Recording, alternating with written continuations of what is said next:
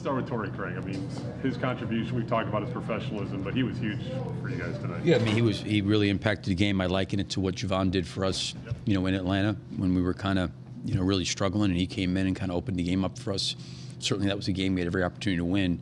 And I think the same thing could be said for Torrey tonight. We were kind of had a tough shooting night, and I think sometimes that bleeds into some energy sometimes, and I thought he came in and really, sparked us in a lot of ways and played really, really well, and it certainly was a big part of us, being able to find a way to win the game. Got to ask the age-old strategy question. I mean, Miles obviously hit a ridiculously tough three to force overtime.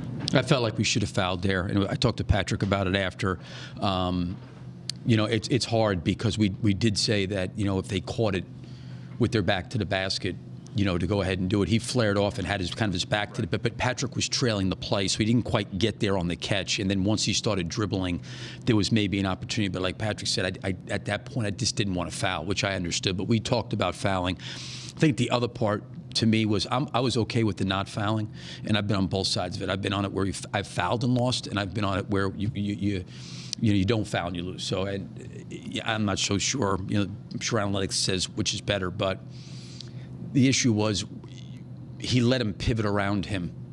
Instead of making him shoot the ball over him, he kind of stepped through and under him and gave him a little bit of a clearer path. But hopefully, for a guy like Patrick being in that situation, he can learn. But he did a really good job of once he started dribbling the ball, that's when it gets tough. Because a lot of times when guys see you going to reach, they're smart enough just to start rising up as you reach. So he moved his feet, kept him in front, and it was just the end there. I thought he was able to step through.